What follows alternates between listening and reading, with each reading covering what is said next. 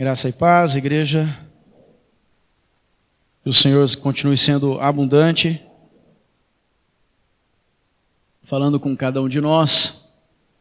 E eu quero, junto com os meus irmãos, abordar um tema muito precioso, tem todo o seu valor, mas ao mesmo tempo,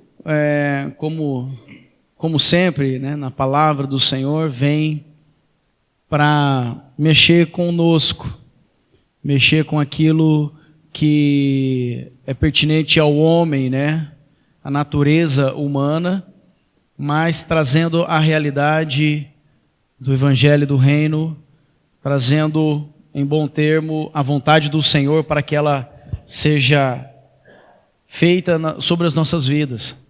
É sempre importante que estejamos com as nossas mentes cativas a Cristo, nossos pensamentos todos levados cativos a Cristo, para que nenhuma distração realmente do mundo ou de preocupações venha a roubar as oportunidades que temos de aprender mais do Senhor, de ter comunhão com a palavra, comunhão com os irmãos, comunhão com a família.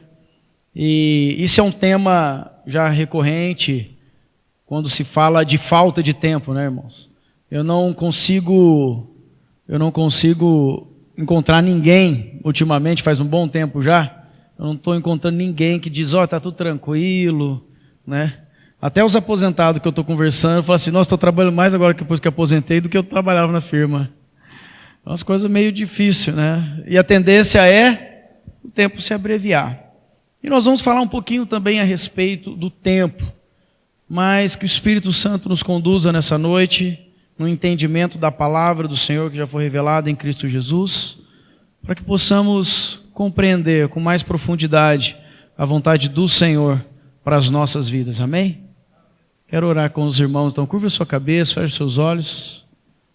Senhor, nós estamos diante da Tua palavra, e eu clamo a Ti, ó Deus, para que pela ação do Teu Espírito Santo, nós, como igreja, tenhamos o pleno entendimento de tudo aquilo que o Senhor revelou, através da Tua vida, através dos Teus feitos, através da Tua bondade, como cantamos nos cânticos. Tu és o nosso tudo, o nosso bem maior, o nosso amigo, aquele que não desiste de nós.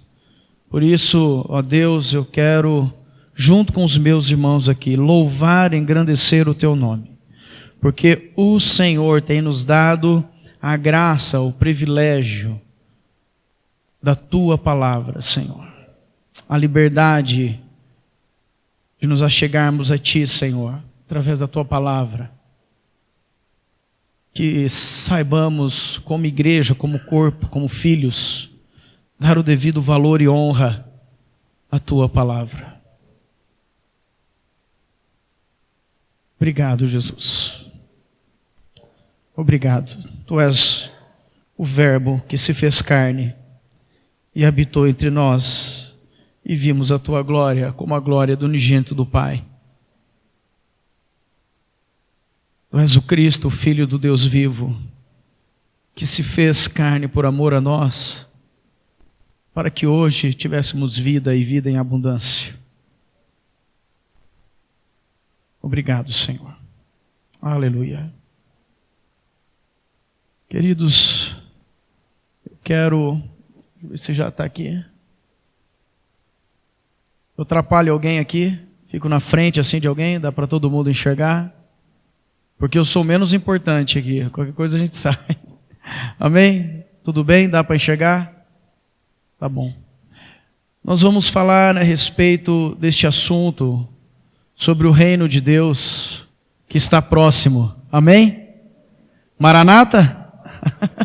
Maranata, ora vem, Senhor Jesus. Como igreja do Senhor ansiamos pela volta do Deus vivo, Cordeiro Santo, para vir nos buscar e nos tirar desse mundo que jaz no maligno. Temos esse anseio, esse desejo, igreja? Temos o desejo de estar com o nosso amigo?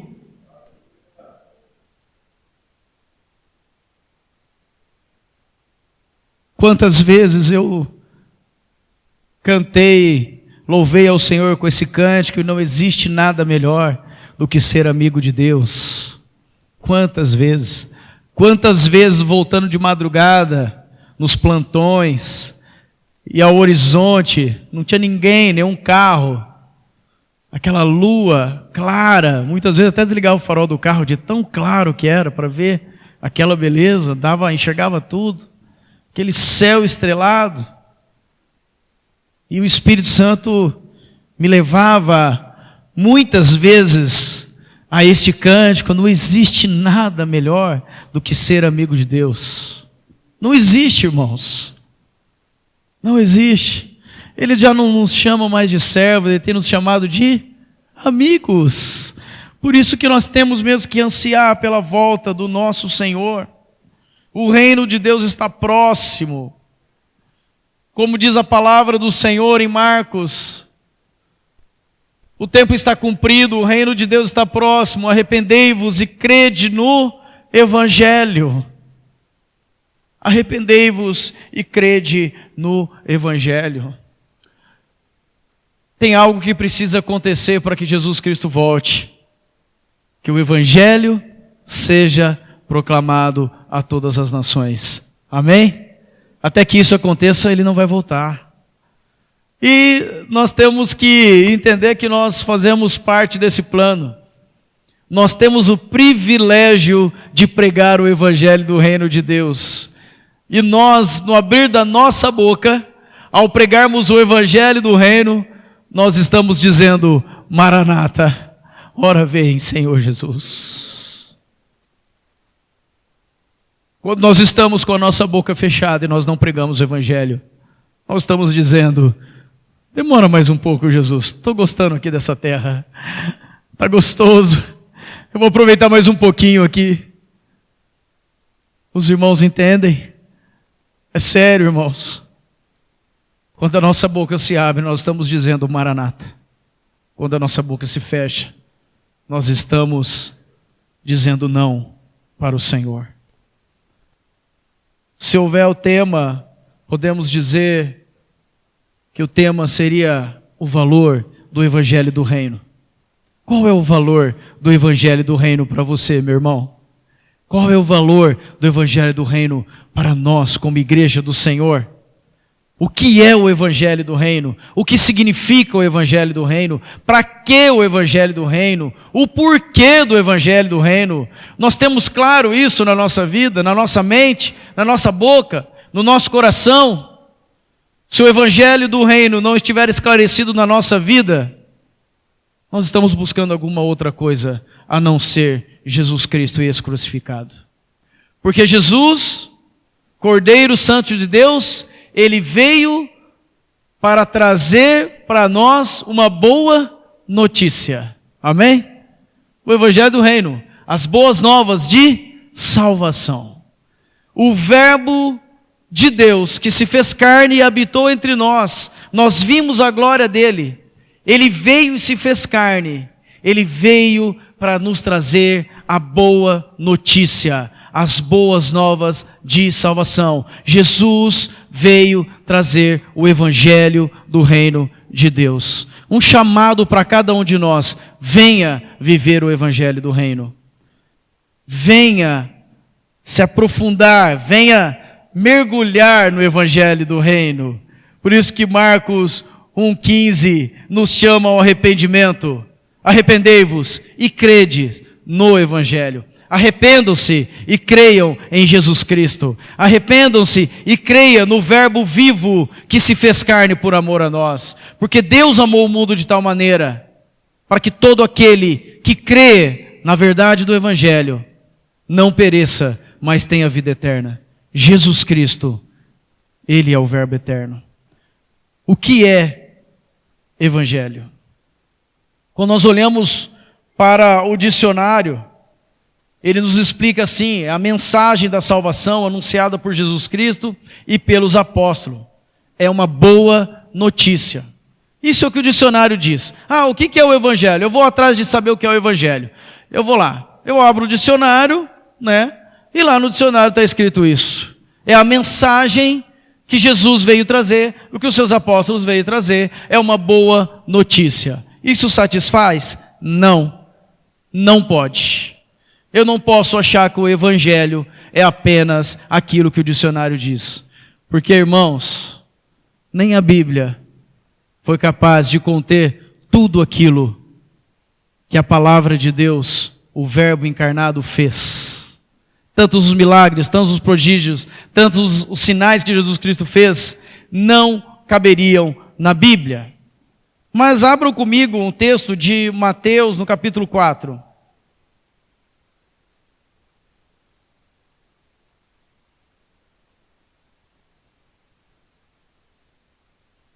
Mateus capítulo 4, versículo 17 em diante.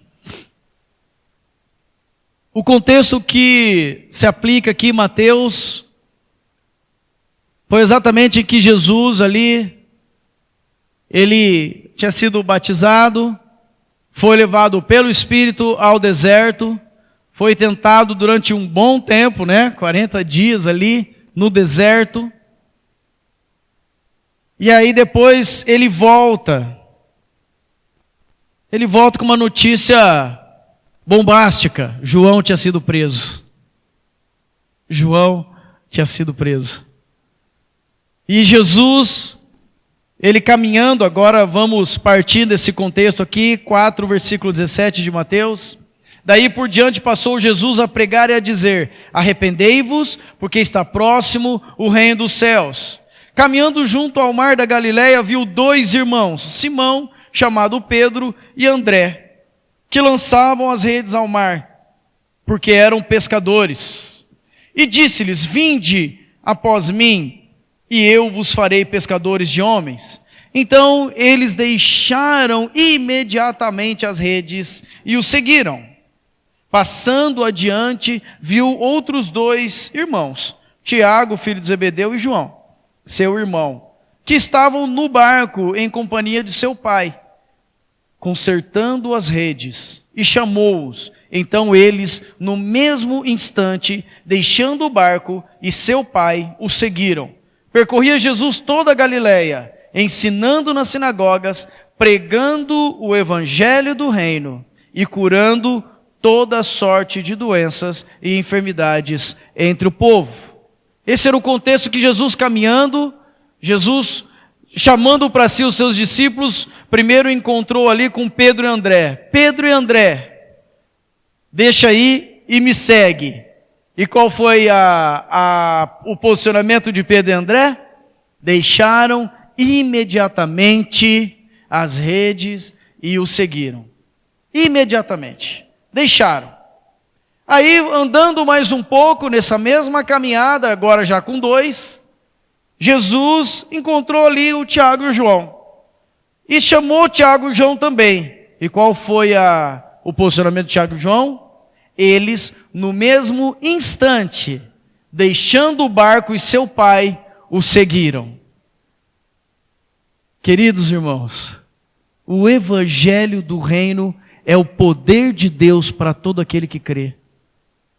O evangelho do reino, ele é o próprio poder de Deus de salvação entrando na vida da pessoa, e quando encontra um coração aberto ali, arrebata aquela pessoa para a presença de Deus, que foi o que aconteceu logo nesses 2 primeiros episódios. Nos 2 primeiros, Pedro e André, eles imediatamente deixaram as redes e seguiram. Aí parece que o preço vai aumentando, Eles estavam ali, deixaram as redes e seguiram. Na próxima situação, já tinha o pai junto. O que aconteceu então com Tiago e João? Eles deixaram o seu trabalho, a rede, o barco e o seu pai. E no mesmo instante, seguiram a Jesus. Preciso fazer uma pergunta para mim mesmo. Espero que vocês façam para vocês. Quando o evangelho do reino, a palavra de salvação, o poder de Deus entra nos nossos ouvidos, o que nós temos feito? Quando Jesus, através da sua palavra, dos seus ensinamentos, através do seu poder, vem até nós, a sua palavra chega a nós e diz: Daniel, Eu quero que você faça isso. Como que eu tenho tido? Qual a atitude que eu tenho tido? Ah, Senhor, mas está muito atropelado, muitos afazeres. Eu tenho pai, tenho mãe, tenho filhos, tenho responsabilidades. Eu tenho um monte de coisas, Senhor. Qual tem sido a nossa postura, irmãos? Quando a palavra vem. Muitas vezes um versículo da palavra de Deus, tão conhecido de nós todos. De repente o Espírito Santo vem com aquela mesma palavra e aponta algo na nossa vida e nós ficamos até constrangidos. Meu Deus, eu não tinha percebido isso, eu estou pecando contra o Senhor. A palavra de Deus acabou de me mostrar, eu estou errando nisso. Ah, mas já faz tanto tempo que eu estou tendo essa atitude, né? Ah, eu vou deixar mais um pouquinho, vamos ver. Muitas vezes nós somos levados para a amorosidade. Mas nós temos que olhar para a palavra, que quando ela encontra um coração aberto, imediatamente, no mesmo instante, não tem conversa, não tem tempo, não tem espera, não tem eu acho que vai melhorar. A palavra de Deus é definitiva. É assim, então é assim. E acabou. Os discípulos deixaram e seguiram Jesus. Os discípulos instantaneamente enxergaram o verbo vivo. E eu comecei a clamar pela minha vida, pela vida da igreja, enquanto meditava nessa palavra. Eu preciso enxergar o verbo vivo. Sabe, irmãos, muitas coisas na nossa vida vão se resolver. Porque quando a palavra entra, as trevas são dissipadas. Quando a luz de Deus entra, Ele é a luz para o mundo, Ele é a luz para a minha vida, Ele é a luz para a tua vida. Quando o verbo vivo vem e habita na nossa vida, a nossa vida muda. As nossas escolhas mudam. As nossas palavras mudam.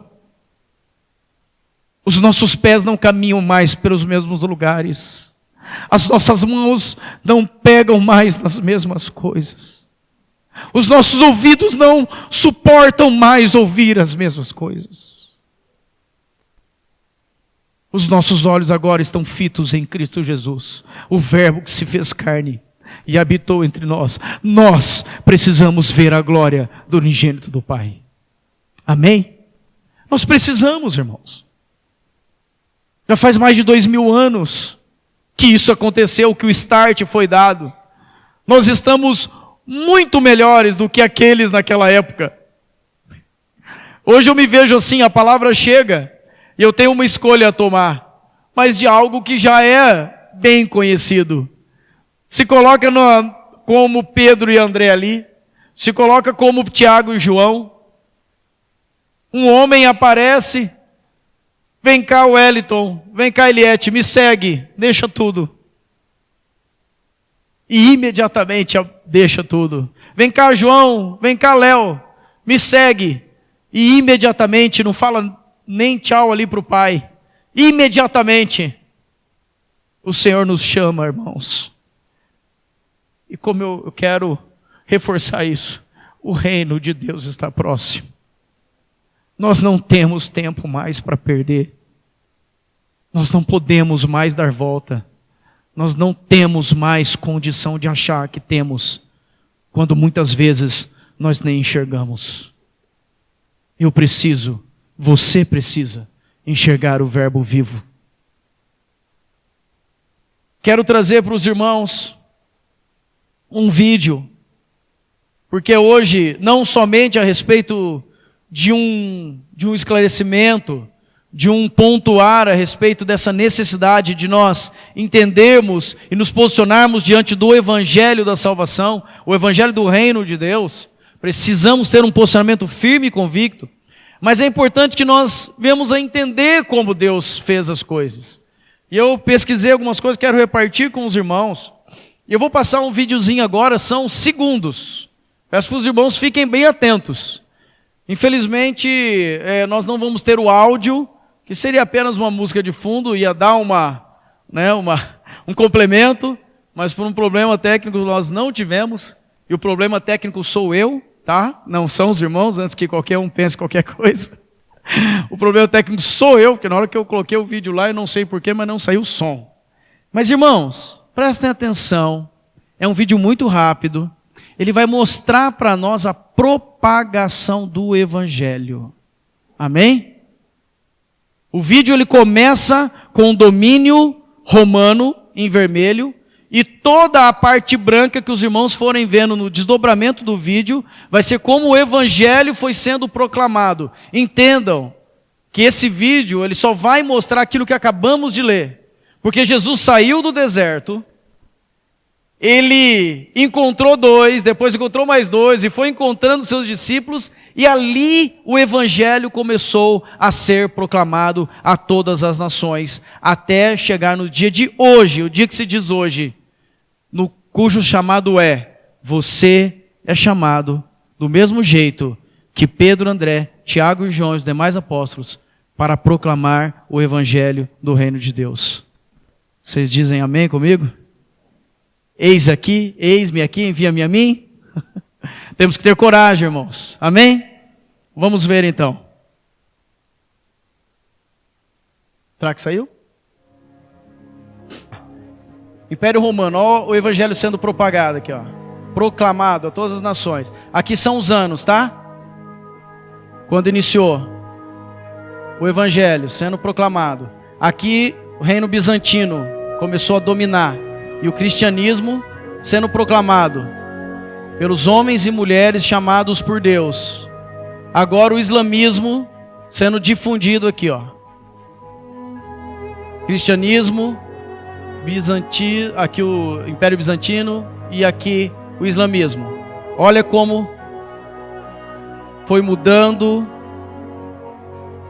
foi aumentando, depois diminuindo, e aí retomou, começou a tomar conta. Agora, Império Mongol aqui, ó, tomou conta de praticamente tudo daquilo que era do cristianismo, como veio, acabou. Em 1500 aqui, ó, observam que logo vai começar aqui já nas Américas. E o Evangelho alcançando os continentes.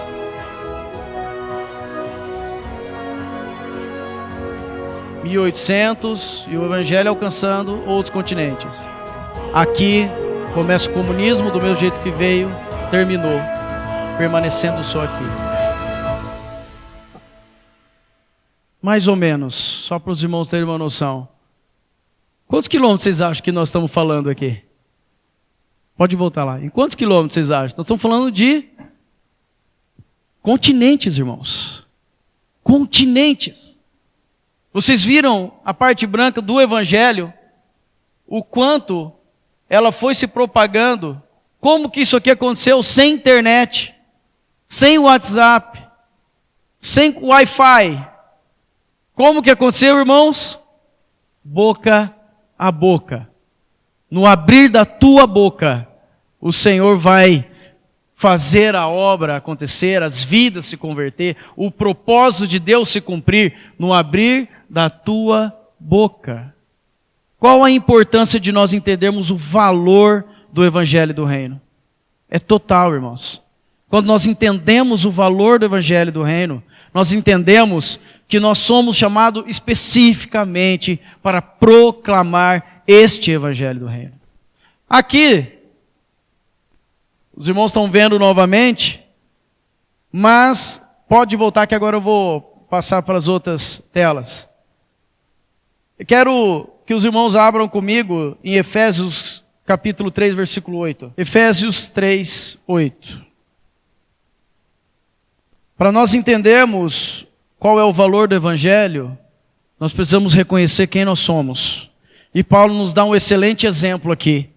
Ele diz assim: a mim, o menor de todos os santos, me foi dada essa graça de pregar aos gentios o Evangelho das insondáveis riquezas de Cristo. Quando que eu sou impulsionado a pregar o Evangelho, irmãos? Quando eu reconheço quem eu sou. O menor. Aquele que menos Deus precisava. Mas Ele me chamou e me deu o privilégio de pregar o Evangelho, que são as insondáveis riquezas de Cristo.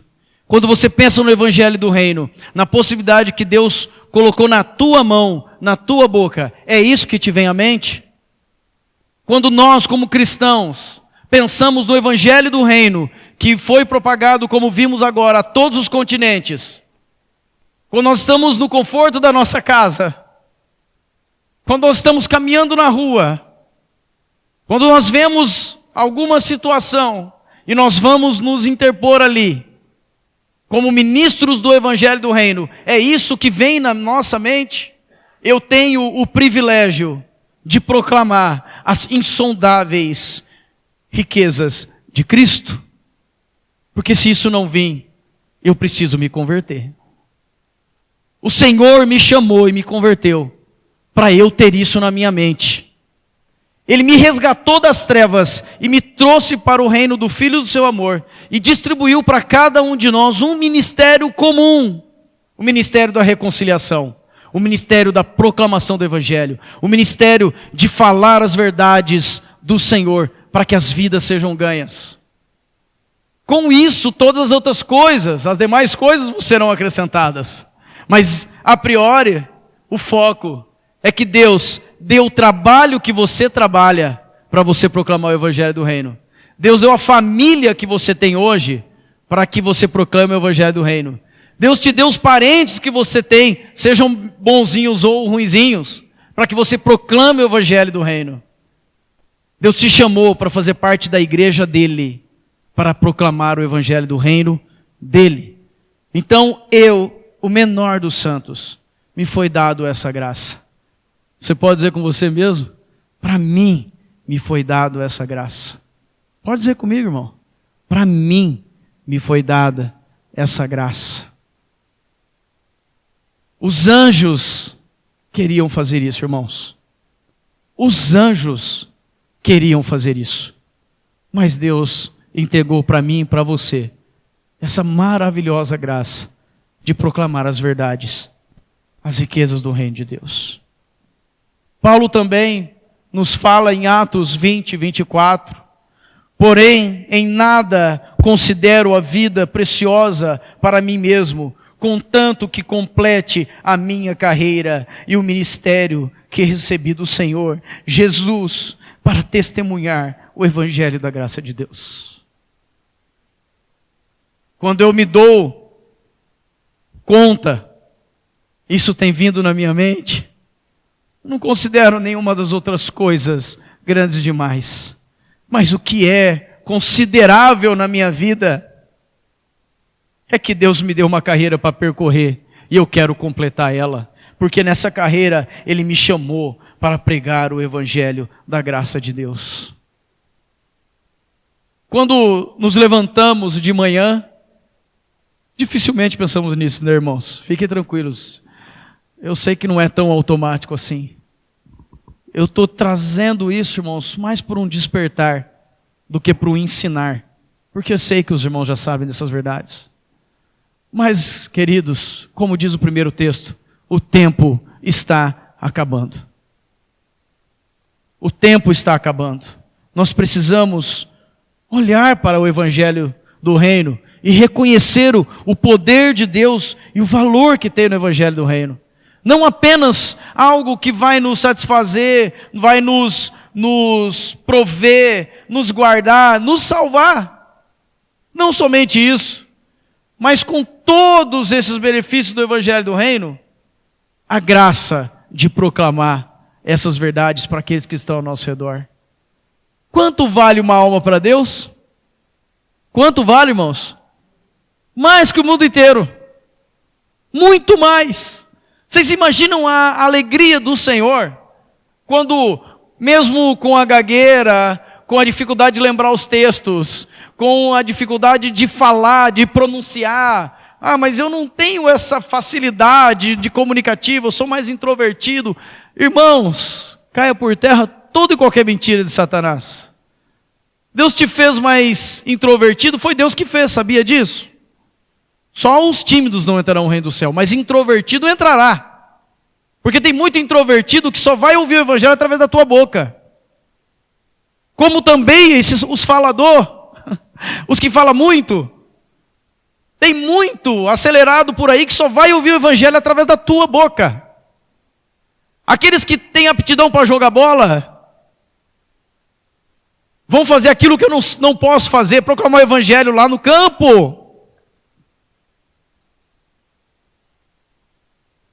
Mas aquilo que o que joga bola não fazia. Quando eu trabalhava na empresa e proclamava o evangelho até em cima da escada. Irmãos, Deus te escolheu antes da fundação do mundo para que você proclame o evangelho do reino de Deus. A nossa vida tem que se resumir a isso. Aí nós encontramos a verdadeira alegria. Nós encontramos a verdadeira razão de nós vivermos. Deus vai prover, irmãos, fica tranquilo. Financeiramente, saúde, paz, alegria, família, Deus vai prover. A única coisa que Ele está esperando é a obediência. O Senhor me chamou para isso e é para isso que eu vou viver. O Senhor, da mesma forma que os seus discípulos, a sua palavra tocou no meu coração e no teu coração um dia. E imediatamente nós temos que abandonar tudo aquilo que é do mundo para viver só para Deus. Da mesma forma que a palavra de salvação, as boas novas, chegou aos meus ouvidos, por mais que eu já tinha ouvido tanto. Mas naquele momento, naquela idade, bem novinho ainda, eu ouvi diferente, eu falei, é isso que eu quero para o resto da minha vida. Isso vai muito além de ter um compromisso de ir de sábado, na reunião de grupo caseiro, de sair para proclamar, ou de vir nas vigílias, ou de ir na comunhão, ou de cear. Isso traz todo esse contexto a um único objetivo de vida. Eu fui conquistado pelo Verbo eterno. Eu vi o Verbo encarnado. Nós precisamos ter esse posicionamento. O mundo vai continuar tentando. Nós teremos aflições, mas tem de bom ânimo. O Senhor venceu o mundo, nós vamos vencer por Ele e nele. Nós vamos continuar sendo tentados a não fazer aquilo para o qual nós fomos chamados. Mas na realidade a eleição eterna sempre vai nos sustentar e nos manter de pé. É aqui que eu te quero, filho meu. Eu não te quero no mundo. Eu não te quero sentado, não te quero deitado. Eu não te quero parado, calado, eu te quero proclamando o evangelho das insondáveis riquezas de Deus. Todos nós podemos, do menor ao maior, do mais novo da fé ao mais velho na fé. Todos nós temos essa mesma condição e eleição diante do Senhor. Abra comigo Romanos no capítulo 1.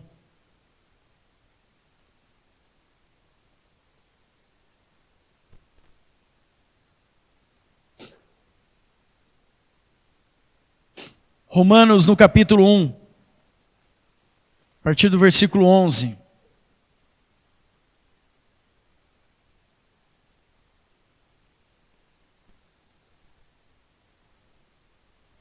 Paulo então dizendo ali à igreja, que estava ali em Roma, irmãos, né?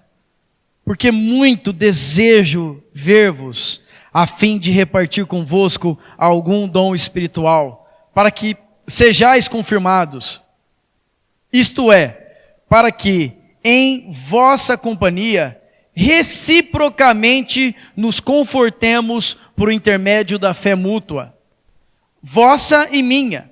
Porque não quero, irmãos, que ignoreis que muitas vezes me propus ir ter convosco, no que tenho sido até agora impedido, mas para conseguir igualmente entre vós algum fruto, como também entre os outros gentios, pois sou devedor tanto a gregos como a bárbaros. Vamos parar aqui.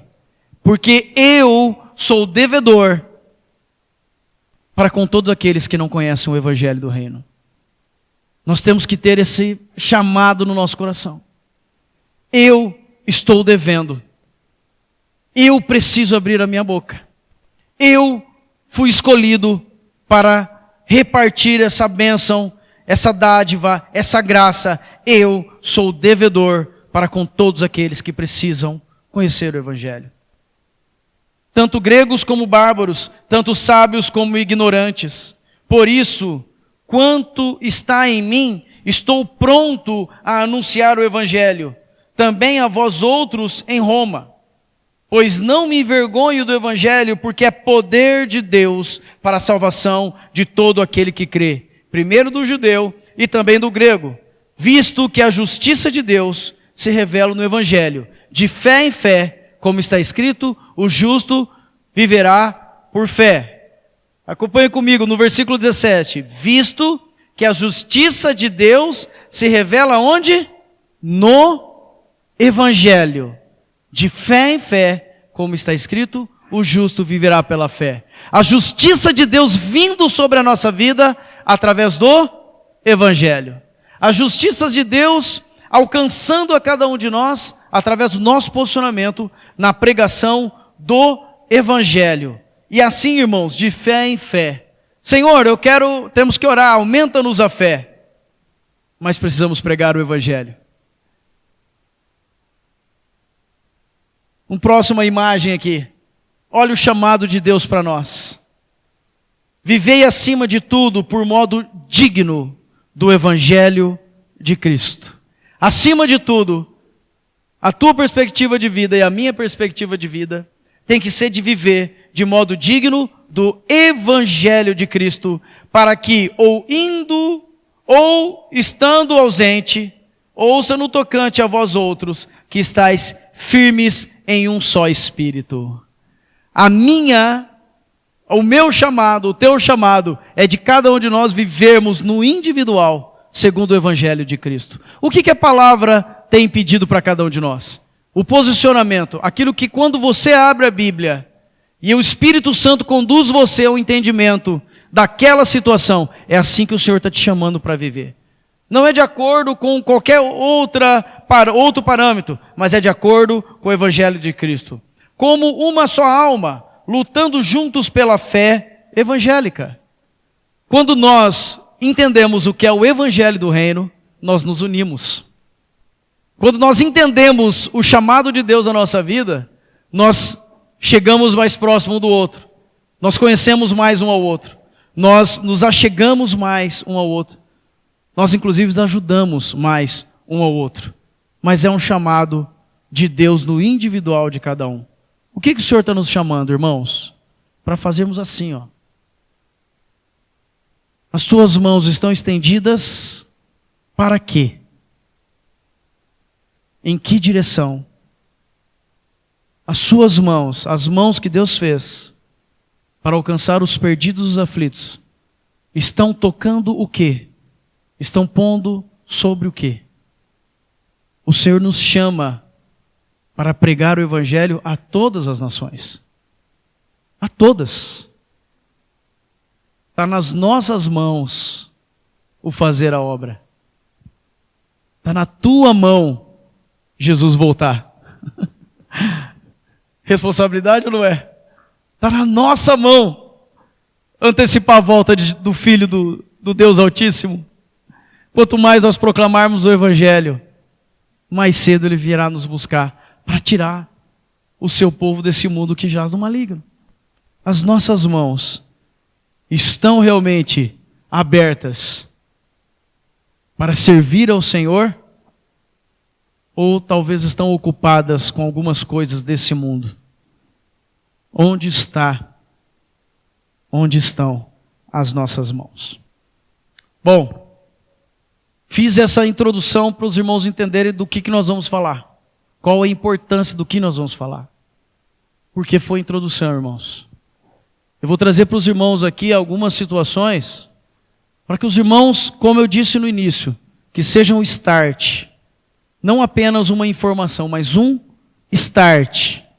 Se nós até agora compreendemos que somos chamados unicamente para proclamar o Evangelho do Reino, e existem muitas vidas esperando o abrir das nossas bocas, então significa que nós podemos tranquilamente avançar para entender alguns aspectos a nível, não só da nossa casa, não só da nossa congregação, mas eu quero trazer algo para os irmãos aqui a nível global.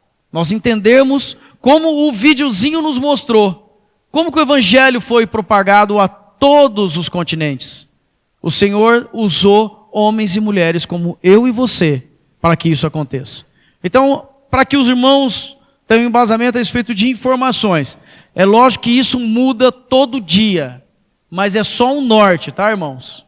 Não pegue isso como sendo total, porque amanhã pode estar um pouquinho diferente. Mas está assim, ó. Como que está a fé no mundo inteiro? Está bem assim. A grande maioria dos amarelinhos claros são cristãos. São cristãos. Sejam ortodoxos, sejam protestantes, sejam católicos. São cristãos. Esses amarelos. Mas nós temos uma grande parte aqui, ó, que são do islamismo. Uma grande parte. Essa janelinha aqui, chamada de janela 1040, é onde se concentra a maior parte da perseguição aos cristãos. E olha quanta coisa aqui, irmãos. O judaísmo, irmãos, olha onde está o judaísmo aqui, ó. Só em Jerusalém. De tão pequenininho que é. E assim os outros. Confucionismo, budismo, olha o budismo quanto tem. Hinduísmo, olha aqui o hinduísmo. E outras religiões, o amarelo mais escuro. Tem trabalho para fazer? Tem. Como que está o nosso Brasil? Está inteirinho convertido? Não. Só está dizendo que tem uma fé cristã, mas precisa se converter. Amém? O Brasil está convertido, irmãos? Toda a nossa cidade está convertida? O teu vizinho é convertido? Então, nós temos que observar que isso aqui é uma questão global. Mas vamos avançar um pouquinho. Países que proíbem o evangelho. Esse vermelho aqui, irmãos, tem uma perseguição absoluta. Se você pregar o evangelho, você é morto. Tua família é sequestrada, seus filhos são mortos. Acabam com você. Se você pregar o evangelho nesses países aqui, ó. Tá? Onde está roxo, é uma perseguição extrema. Persegue, persegue, persegue, persegue, não para. O roxo. Observe que ainda aqui, ó, é o maior índice. O amarelo é uma perseguição severa. Nenhum cristão tem paz para cultuar a Deus da forma que nós estamos fazendo aqui. E aqui, ó, onde está essa cor mais laranja aqui, ou marrom, é uma perseguição moderada. Olha aqui. Várias partes do mundo que tem perseguição moderada. Aonde não tem, não significa que não tenha perseguição. Faço mais uma pergunta. Como é que o Brasil está aqui? Sem perseguição? Não. Nós temos uma perseguição. Mas quantos cristãos foram mortos aqui no Brasil por pregar o evangelho? Quem que sabe me dizer? Não temos. Não tem número. Porque quando fala perseguição, irmãos, não é aquele negócio, tem uma outra religião ali que fica batendo tambor do lado da minha casa. Isso não é perseguição. Perseguição é quando entram dentro da casa, entram nos templos, entram nos lugares de reunião, levam nossos filhos, levam nossas famílias, põem arma na nossa cabeça. Isso é perseguição. Então, quando fala perseguição absoluta, significa que se nós fizermos isso aqui, todos nós estaríamos mortos, inevitavelmente, nesses países em vermelho. E assim por diante. O rosa, nós teríamos que ir para dentro de caverna, falar em código, fazer um monte de coisa que nós nem sonhamos que vão precisar fazer um dia. Mas tem irmãos nessa condição. O amarelo, perseguição severa, até diz, aquele lá é cristão. Mas se falar do evangelho, é preso. Você pode ser cristão, mas você não pode falar disso. Perseguição bem severa. E na perseguição moderada, até pode-se fazer algum culto, mas só quem é estrangeiro. Porque se pregar o evangelho para quem é nativo, também é preso, também é condenado. Como nós estamos sendo perseguidos aqui? como nós temos valorizado o Evangelho? Qual tem sido o valor do Evangelho do Reino para nós que não temos perseguição?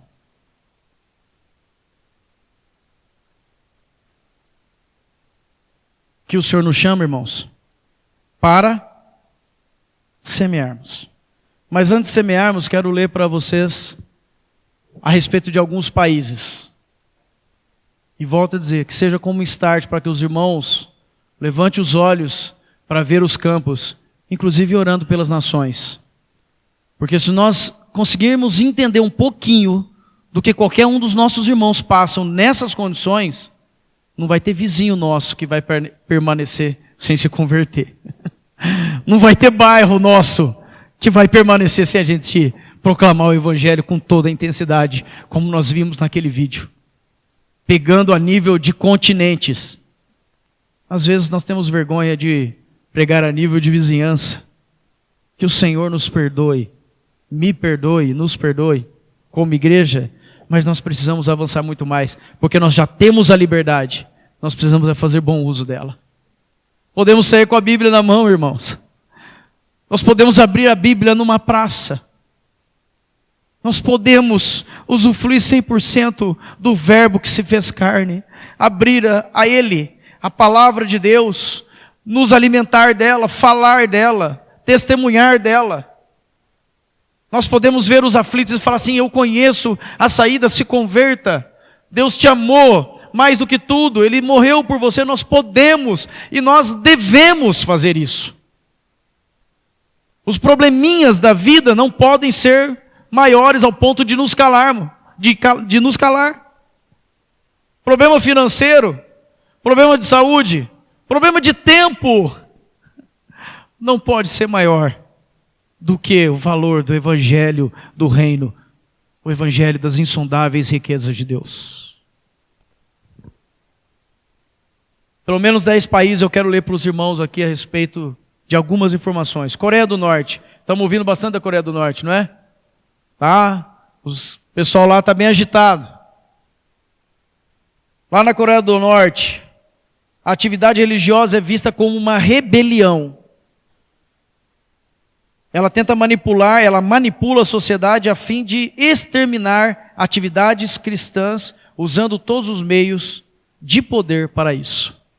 Se você falou que é cristão, se você se reuniu, se você achar que você poderia ter uma Bíblia na Coreia do Norte, você é um rebelde, tratado com pena de morte.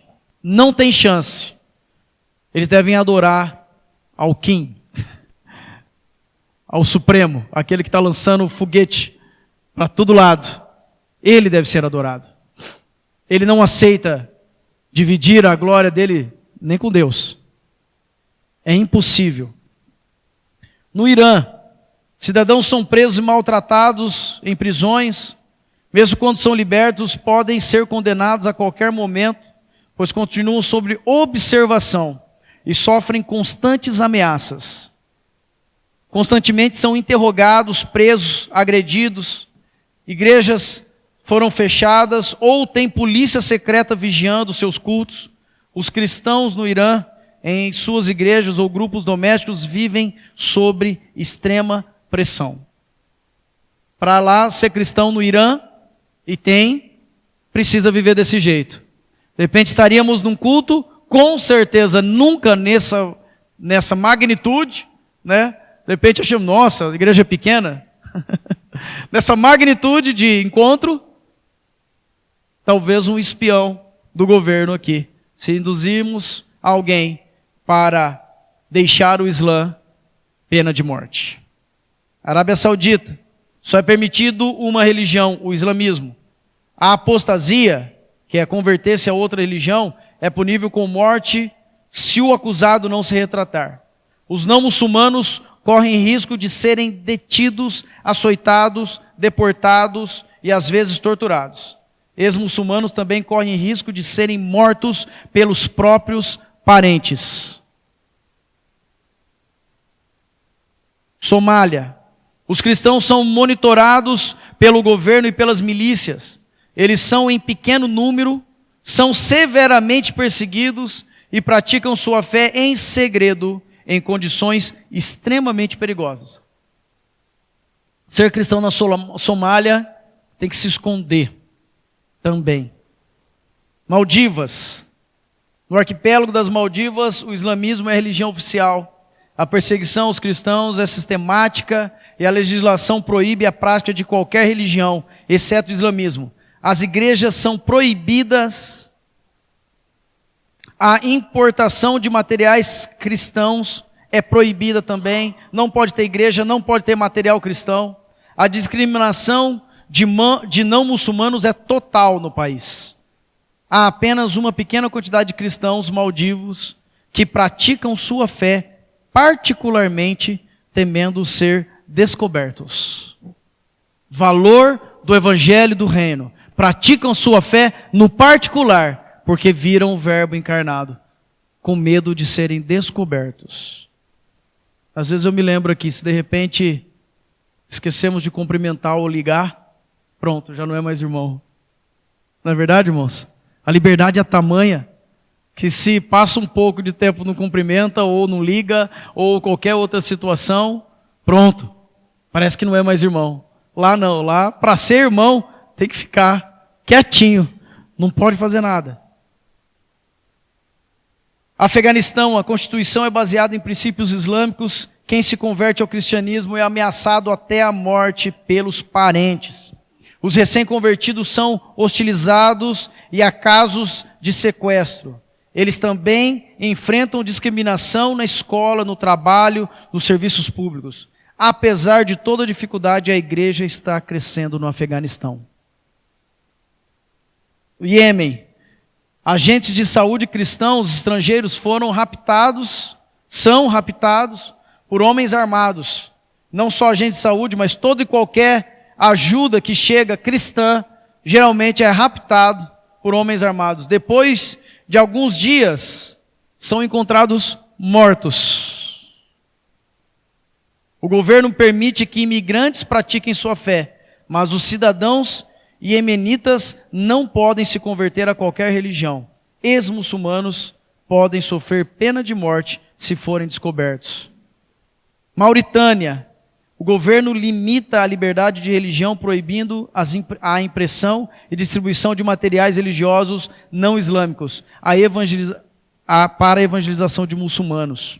No Laos, a igreja é relativamente pequena, mas continua a crescer. Há cerca de 200 mil cristãos. A maior parte pertence a minorias étnicas. A perseguição no Laos inclui algumas restrições na legislação. A atitude do governo é negativa e restritiva em relação aos cristãos. A igreja não pode funcionar livremente e suas atividades sociais são extremamente limitadas. E por último, Uzbequistão. Muitos cristãos são presos e multados. Líderes são interrogados e sofrem abusos físicos e mental. Houve um aumento de invasões a cultos cristãos e no confisco de livros. As autoridades usam os meios de comunicação para difamar os cristãos. Apesar da perseguição, a igreja no Uzbequistão continua a crescer. Faço a mesma pergunta. Qual tem sido o valor do evangelho do reino para nós? Quando nós olhamos para a Bíblia, como que arde o nosso coração? Pelo noivo? Pelo conhecimento? Por viver a verdade da palavra? Ou estamos talvez tranquilos demais, esquecemos até que a nossa única função aqui dentro da conversão, que glorifica a Deus, é salvar almas. Mateus 28, 19 a 20. Ide, portanto, e fazei discípulos de todas as nações, batizando-os em nome do Pai, do Filho, do Espírito Santo, ensinando-os a guardar todas as coisas que eu vos tenho ordenado. E eis que estou convosco todos os dias até a consumação do século. Amém? Quem quer a presença do Senhor aqui? Eu. Proclamo o Evangelho, meu irmão. Eis que estarei contigo todos os dias até a consumação do século. Não tem perseguição, não tem dificuldade nenhuma, não tem falta de tempo, não tem problema, não tem falta de dinheiro, não tem nada. Muitos desses países que eu li até agora, irmãos, famílias são destruídas, filhos mortos na frente dos pais, para que os pais reneguem a fé. Muitas mulheres sendo abusadas na frente dos maridos, para que reneguem a fé. Muitos maridos, muitas pessoas sendo torturadas até a morte para renegar a fé. E nós, o que estamos fazendo com a nossa fé? Qual o empenho que eu tenho tido para pregar o Evangelho da salvação? Ainda ouvi, desculpa, eu não sei aonde, acho que foi o André, algum irmão falou da Bíblia. Quem que me falou isso? Que tinha um determinado... O Gil, desculpa Gil, foi o André, foi alguém alto, foi o Gil. Em determinado lugar, onde é Gil? Está vendo?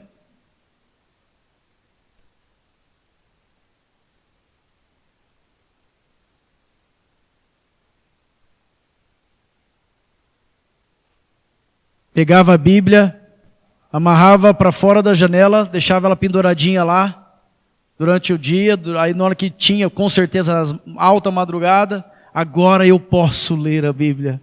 Puxava a Bíblia e lia a Bíblia. Mas para não perder aquele único exemplar, com muito medo, com certeza, logo lia e voltava a Bíblia. Onde que está ficando a sua Bíblia? Onde está ficando a sua Bíblia, irmão? Nós precisamos começar assim. Antes mesmo de nós pensarmos em proclamar para o mundo, vamos falar para o nosso vizinho. Antes mesmo de nós pensarmos no globo terrestre, abre a janela da tua casa, olhe para o vizinho que está do teu lado. Seja um bálsamo na vida da pessoa na qual você trabalha com ela. Seja a boca de Deus trazendo salvação para os teus parentes, para os teus amigos de escola, de faculdade, de trabalho, para os funcionários. Seja a boca de Deus alcançando. Como que nós vamos alcançar as nações se nós não abrirmos a janela da nossa casa para alcançar o nosso vizinho? A exemplo deste homem que o Gil nos trouxe ontem ainda, né? Nós precisamos olhar para a nossa Bíblia, irmãos, com paixão. Amém? Com paixão. Eu acho que tem faltado, falo a nível nacional, não é só local não, a nível nacional, está faltando paixão pelas verdades de Deus. A ponto de olhar para aquilo lá e falar, essa aqui é a razão da minha vida. Eu vou parar de arrumar problema, eu vou parar de questionar, eu vou parar de arrumar desculpa. Eu vou fazer aquilo pelo qual eu fui chamado desde antes da fundação do mundo. Por isso que eu disse para os irmãos, é um chamado, é um despertar, para nós olharmos que nós temos toda a condição. E muitas pessoas que não têm condição, com certeza estão fazendo muito mais do que nós. E para finalizar, Marcos 16, versículo 15. Ide por todo o mundo e pregai o Evangelho a toda criatura. Para quem é essa ordem, irmãos? Para todos. Ide por todo o mundo e pregai o Evangelho a toda criatura. Para que idade isso, irmãos? Para todas. Para que nível social? Para todas. Para que condição de tempo? Para todas as condições. Diz a palavra de Deus que nós temos que pregar o Evangelho, seja tempo ou fora de tempo. Seja está favorável ou desfavorável. Eu estou entendendo ou não estou entendendo. Eu estou vendo ou não estou vendo. Nós precisamos pregar o Evangelho. E como diz o primeiro slide, nos arrependermos e estarmos na presença de Deus. Amém, queridos? Vamos despertar para o evangelismo? Vamos evangelizar as nações? A começar com o nosso círculo de amizade. Se você ganhar uma alma, mais vai valer do que todas as nações para Deus. Agora, de nada adianta ganhar o mundo inteiro e perder a sua alma. Vamos orar? Quero chamar os irmãos a orarmos, clamarmos ao Senhor. Temos tendo um tempo de oração aqui, levantar um clamor pelas nações, levantar um clamor pela pregação do Evangelho. Podemos ficar de pé, queridos. Vamos levantar um clamor. Nós precisamos abrir os nossos olhos para o valor do Evangelho e do Reino de Deus. Eu quero ser categórico, eu não estou dizendo que os irmãos não estão dando valor. Eu estou dizendo que o Evangelho do Reino merece muito mais valor, muito mais temor, muito mais decisão, muito mais posicionamento.